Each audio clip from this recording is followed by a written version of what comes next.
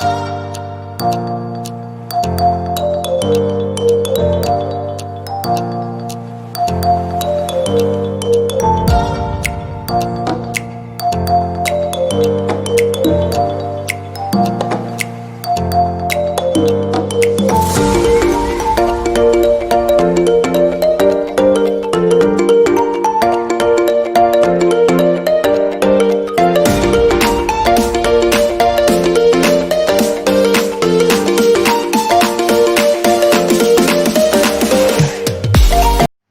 I have been in full-time academics.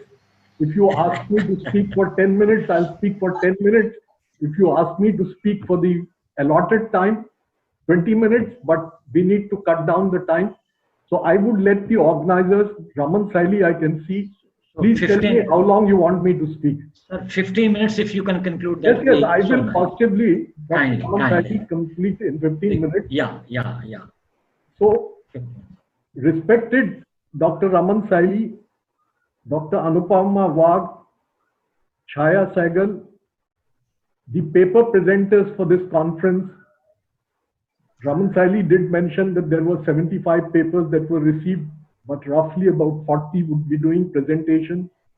The faculty members of the institute, as well as students and invitees.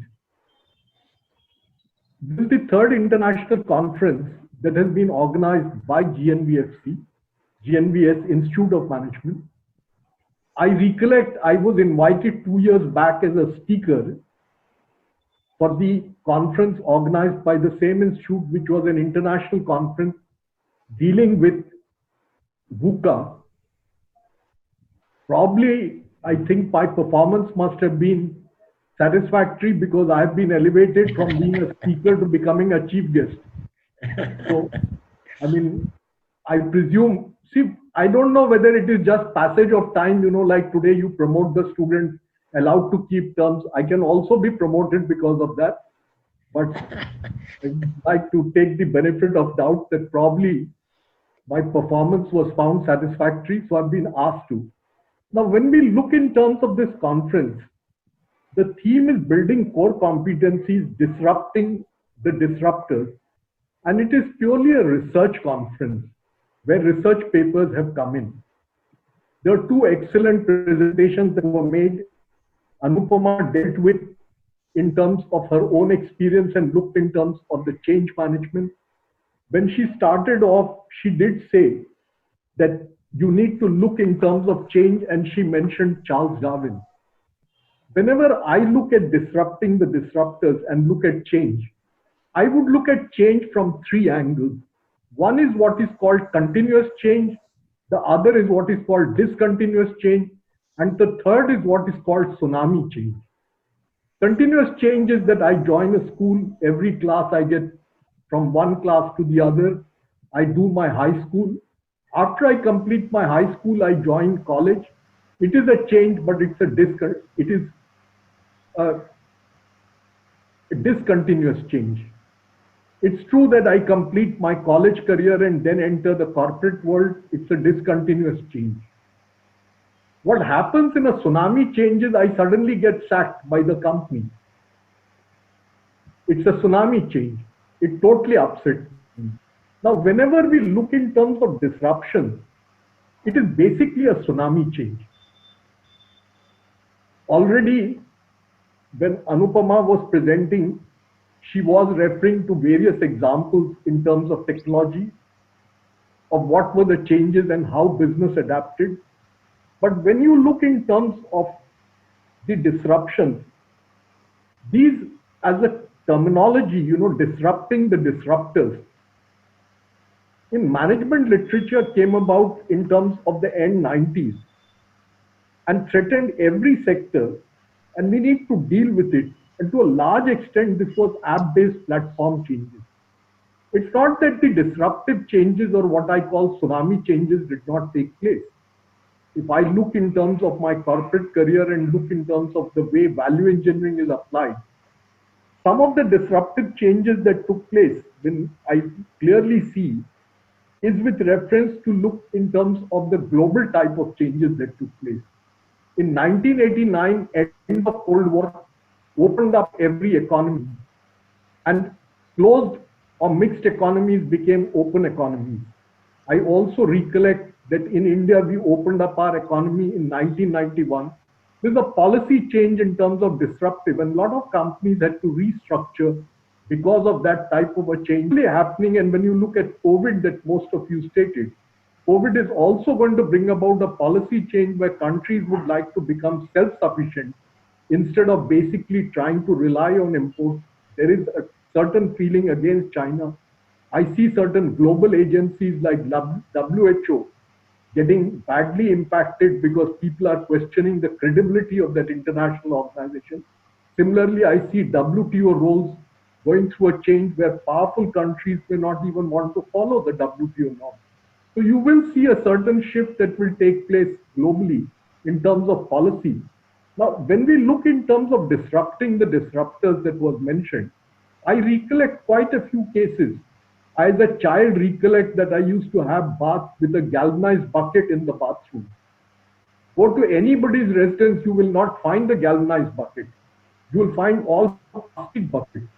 Now, when you look at a value engineering concept, people took up plastic buckets because bucket is a container in what you want to store. So the design of the plastic buckets is so bad that when you lift it, it shears off from the side, and after that it becomes kachre ka dabba.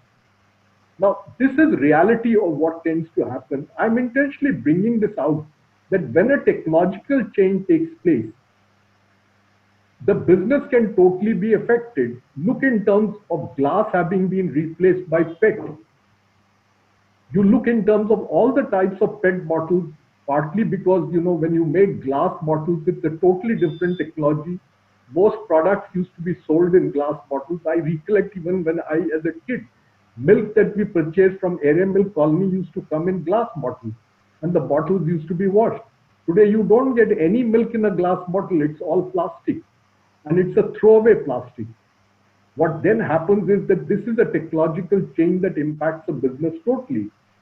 It is not only this, we need to look in terms of what are the types of disruptive changes that take place, how they impact your business, and one needs to see that what one can do against, in the business in which you are, what is the disruption that is taking place.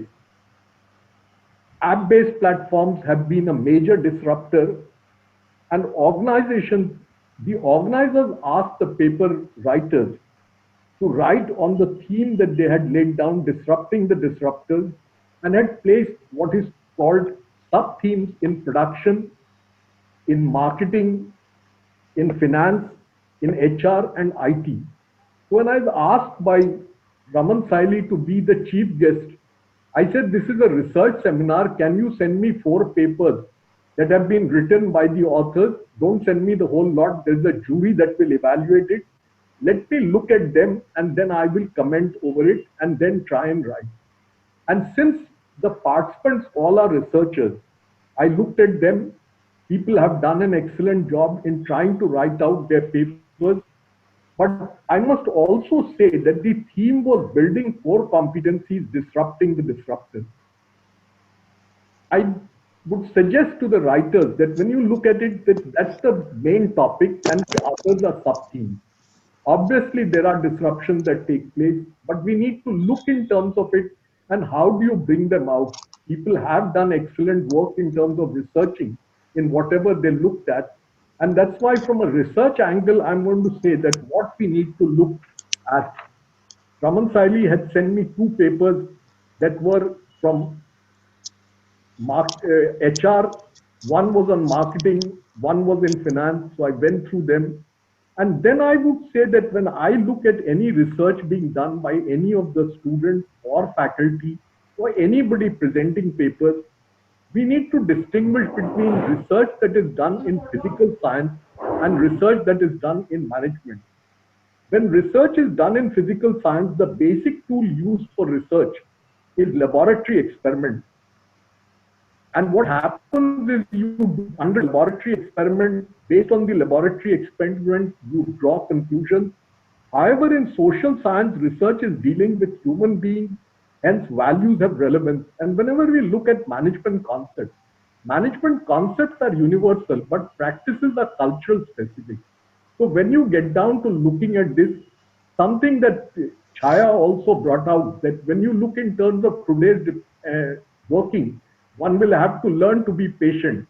So also I was being patient that when my turn will come, I was also being patient when it did not work. There was a disturbance. These are normal things that will happen. And culturally, we are used to that we can basically handle this. But when you do research in the area and are doing predominantly with management, I would look at research methods have inductive and deductive dimensions. In case of inductive research, one collects data and tries to develop a theory. So authors can come out with theories when they look at this. While in deductive research, one hopes to find to match a theory, and thus at times the problem while collecting data becomes tough. There is quite a lot of debate that takes place in research, that is the research methodology, should you use qualitative techniques or quantitative approach? I do not want to delve on this controversy. There are various things that come up, but when I look at the research papers written, I want to put down three things to all the participants, that the areas in research need to be clear in the minds of the researcher. And the first to my mind is definition. Whatever terminology you use, what is the definition? Second is what is your data collection? And third is what is the use of an appropriate technique? And I'm basing this on the 4 papers that I got to read. Whenever I look at definitions, the terminology used must be nationally or internationally accepted. I'm intentionally bringing this out that it should be nationally or internationally accepted. A lot of people use a terminology, and unless it is a well accepted terminology, it creates problems in terms of research. From a researcher, you're putting that down. I'm intentionally bringing this out when I look in terms of terminology. Whenever I look at labor laws, if I look at section 2 will clearly define what each word means in terms of the definition of what is working from home has not been defined.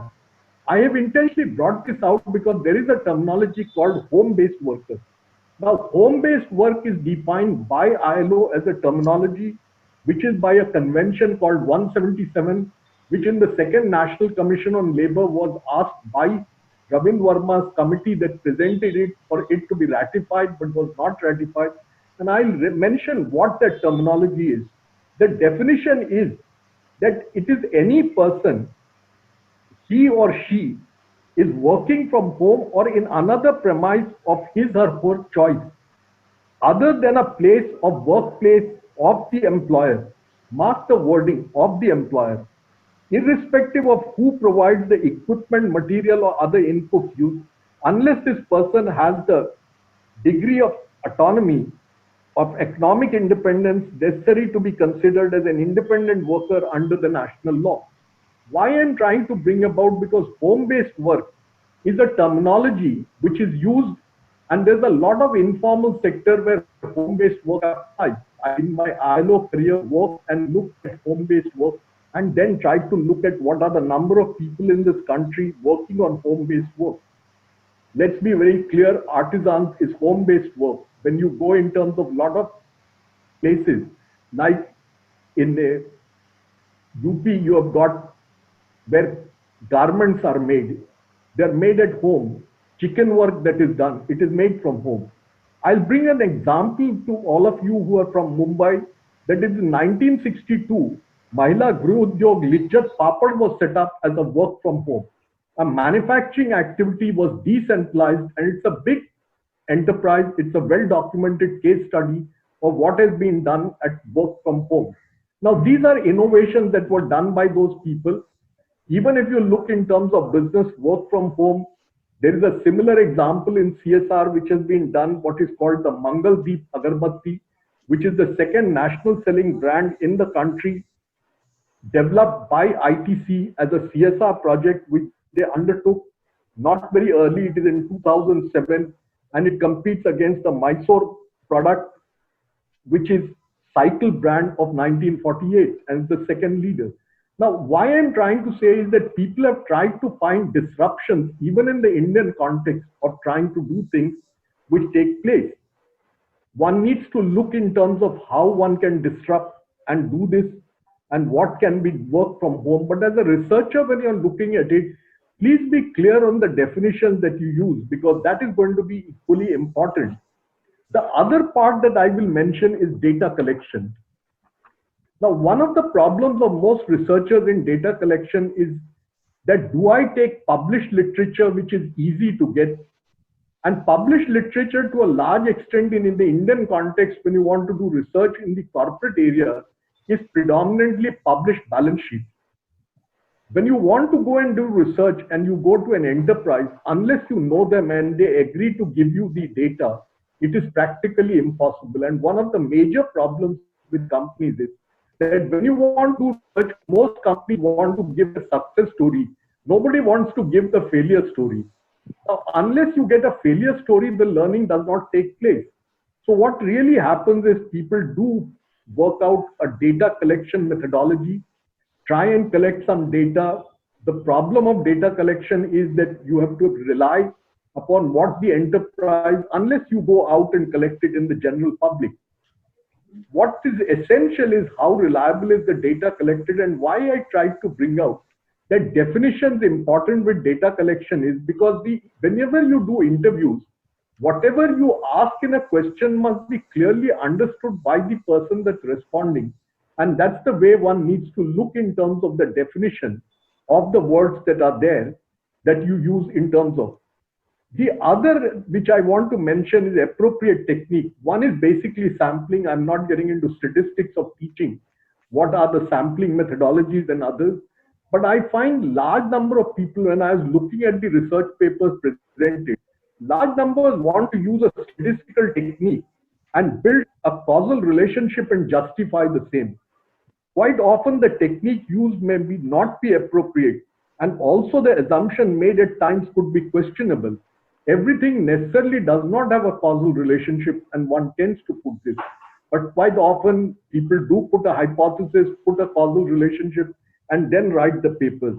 I thought I'll bring some of these points out when I looked at it.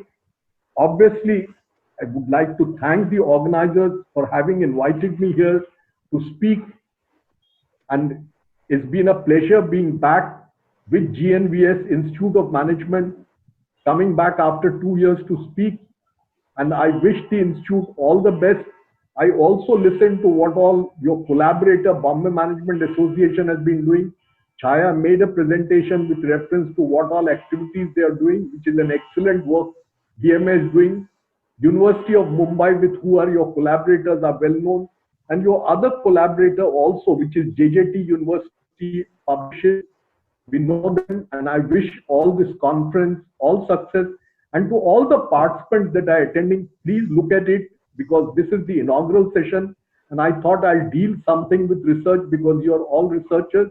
And we wish you all the best in your career to progress, do research, which is pioneering research, and look in terms of what the disruptions are taking place, because COVID-19 is throwing what is pre-COVID-19, during COVID-19, and post-COVID-19. With these words, thank you and wish you all the best. Thanks a lot.